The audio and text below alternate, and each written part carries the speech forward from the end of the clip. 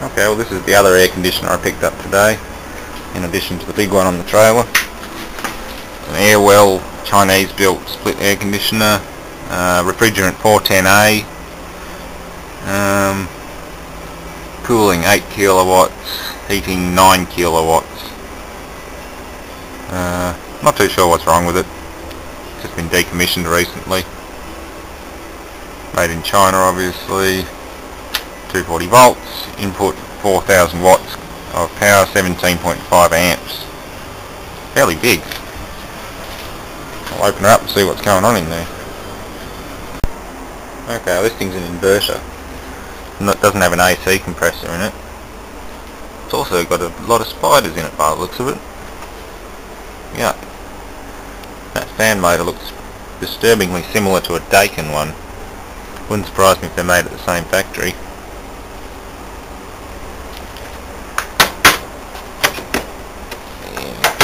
Very much like an inverter.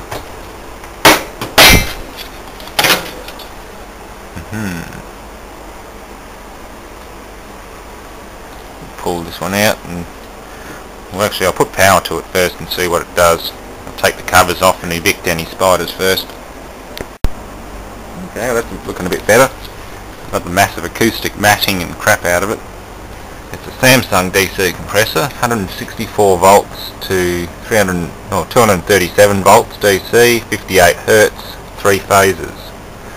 So it's taking line voltage and either reducing the voltage or the frequency to vary the speed of the compressor, depending on what load or what condition it's under.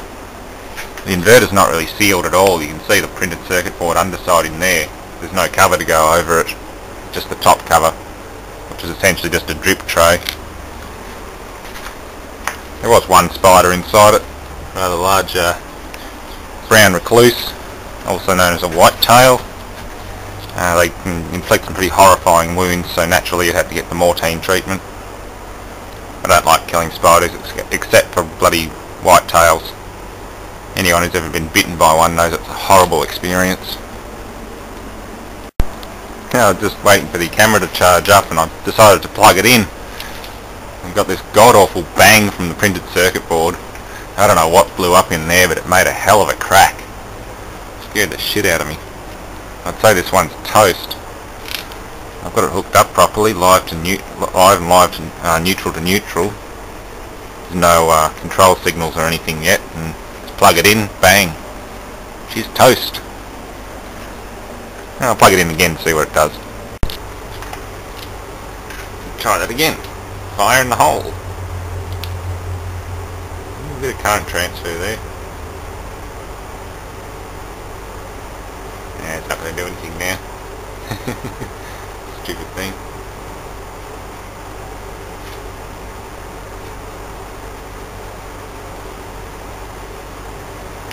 Oh well. Alright, this unit's been unplugged for about a minute. One thing to remember on inverters, the capacitors can remain dangerous for a while after. Yeah, they have a little spark in it. I don't know if the camera captured that, but there was a slight spark. If I were to disconnect it and then plug it straight back in again, or immediately disconnect it and then touch it, it would go bang. I'll just test that theory.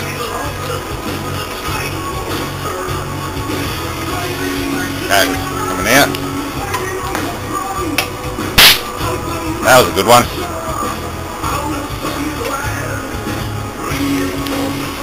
Powered up. Not quite as big, but you get the idea. They are dangerous. Okay, well that was the source of the bang when I first plugged it in. That resistor has just annihilated itself. It's right next to our speed controller. There's probably an IGBT with a few other things built into it. 2 DC rectifiers and other transistors. Yeah, Chinese crap. It's not worth replacing it. Not worth it at all. It's got a nice little crankcase heater on it though. I'll keep that. I'll see what the price for R410A is. This might be worth recovering. I know some people would object to releasing it to the environment, but as far as I know it's legal because this stuff is not as dangerous as R22. It is not a greenhouse gas. Well, at least that's what the big marketing ploy was by the greenies. Change to R410A, it'll save the world. There's nothing wrong with R22 if you ask me. Oh well, time to destroy this thing. Okay, well that'll do for this one. I'll see about refrigerant recovery tomorrow. See what it's worth to recover 410A. All this crap here is just rubbish. The misters might be worth keeping. The wiring. Heat sink. Thanks for watching.